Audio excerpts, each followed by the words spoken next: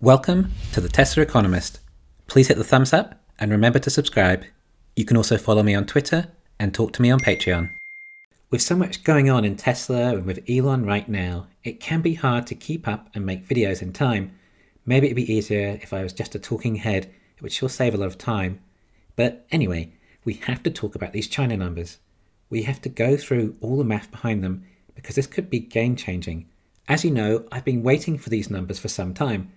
In fact, I've been waiting for these numbers so I can finally redo all my forecasts, which you should hopefully expect over the next couple of weeks, something I'm very excited to work out. The main reason why I was so keen for these numbers were that we had these reported rumours that the Model Y production could be up as high as 1,600 a day.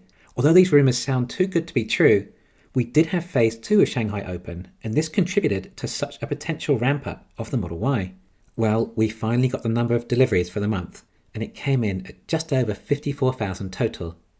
This is down about 2,000 units from September at 56,000. This is perhaps somewhat disappointing and unfortunately does not seem to validate our hope of an even further ramped up Model Y. But wait, it's not over yet. This is no ordinary month in China. October the 1st is National Day of the People's Republic of China. According to my research, it is a de facto public holiday comprising 7 consecutive days, also known as Golden Week. There are 31 days in October. Therefore, we might assume that Tesla was only in production for 24 days of the month. Of course, there would have been other issues in getting the production line back up to speed whilst it was down, so the actual impact may have been slightly higher even. At 24 days and 54,000 vehicles, it comes in at 2,267 vehicles a day, which, if we scaled to a full month, would be 70,000 vehicles for the month. If we take the Model 3 at 800 vehicles a day, which is the rate we have been seeing, that would leave 1,466 Model Ys a day. Not too far off the 1,600 a day rumour, but anything remotely close to this is still mind-blowing. If Shanghai production was down for a whole week, which does sound very likely, and was also further validated by Wuhua, who says the whole country will have 7 days off, then this is the data I've been waiting for since I first heard this rumour.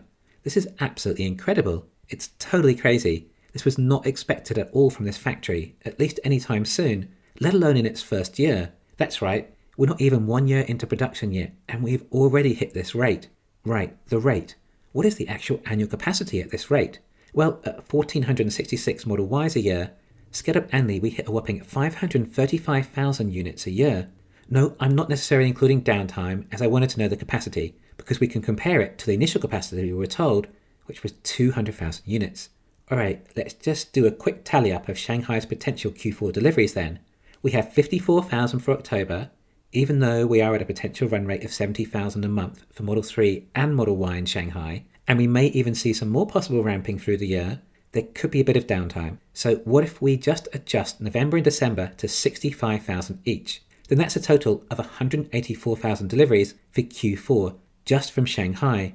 But FYI, if they do an average of 70,000 for November and December, then we're at 194,000. Again, just from Shanghai, as hard as it is to believe. Now, last quarter, Fremont delivered around 106,000 units.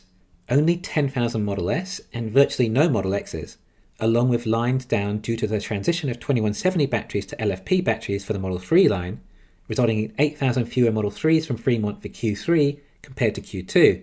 So perhaps at a guess, we might see 120,000 units from Fremont, and that doesn't factor in any more Model Y ramping. As we know, although Shanghai is way above capacity, Fremont is still below alleged capacity.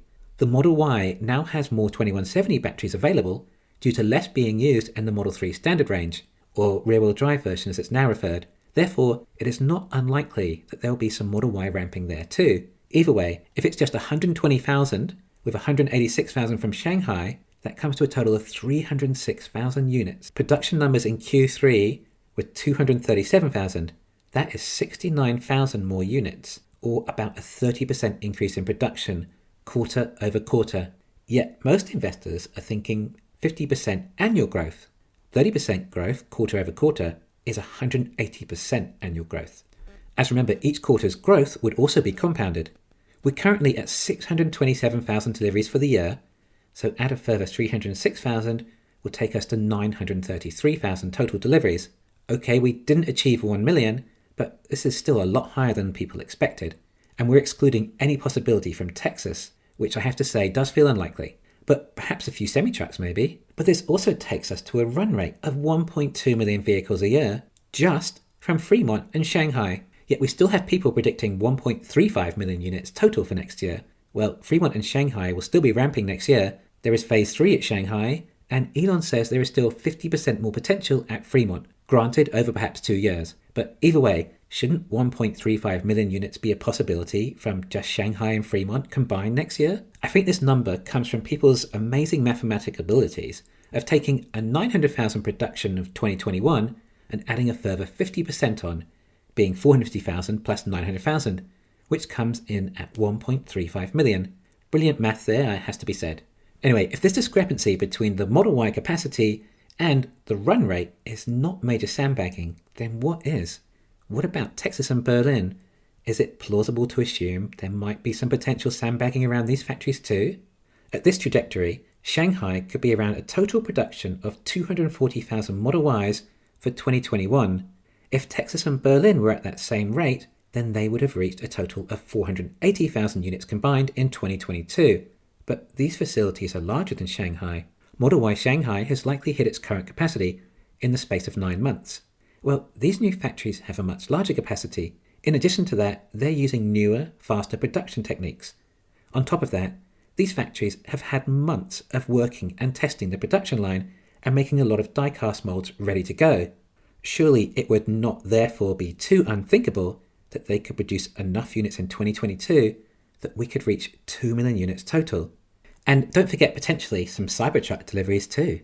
These are some big factories. We're already seeing Tesla bringing in parts of the 4680 production line to Texas. Tesla can ramp up 4680 batteries at a much faster rate than 2170 batteries, although the gains in Shanghai, I believe, are mainly attributed to the standard range Model Y using CATL's LFP batteries, but Tesla can still ramp up 4680 batteries faster than CATL can make LFP, and possibly Tesla will also offer a standard range Model Y from these factories, using more of CATL's LFP batteries too. After looking at these numbers, I thought about buying an option for January or February for these delivery numbers and the Q4 earnings. But to be honest, options trading really is expensive at the moment. It would really help to see a split first, as the trades are too large relative to my liking, as I'm doing these trades on an asymmetric mindset, and if one goes well, I might get 5 or 10x return, but I may need to execute 4 losing trades to hit that one winning trade. So when you multiply the cost of 5 option trades at these prices, it becomes more funds than I'm comfortable parting with. On the other hand, we just had a very nice dip, so I sold some shares and picked up another Leaps contract. I'm still human, and spending $30,000 on a contract is still a lot of money to spend, but these China numbers did help me find the courage, on top of what we could also potentially see with these new factories. As soon as I bought this, I shared it on Twitter, so be sure to follow me on Twitter for my up-to-date trades in real time. Oh, also, I did feel like a bit of fun anyway, and purchased a call option for February at a $1,300 strike price, as it was just $3,000. A bit out of the money, but if the wind goes in the right direction, $1,500 might even be on the table then. Q4 results will be crazy.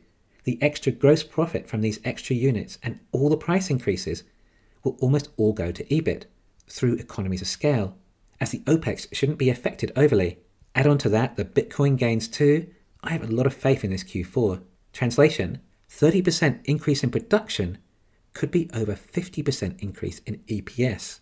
I'm going to do a Q4 forecast soon to get a better idea. Not to mention all the other good news, like various analysts raising their price targets, the semi-truck possibly starting deliveries this quarter, Tesla supplying energy in Texas. Therefore, I'm not ruling out $1,400 to $1,500 perhaps as early as February. $1,400 would put my call option $1,000 in the money, with an intrinsic value of $10,000. That's 230% return on investment. Tesla's stock price at $1,500 would put my call option at $20,000 in the money, or a 560% return on investment. I felt like this was an asymmetric investment, but I guess we'll see how it goes. Thanks for listening. Please hit the thumbs up and subscribe. You can follow me on Twitter and talk to me on Patreon.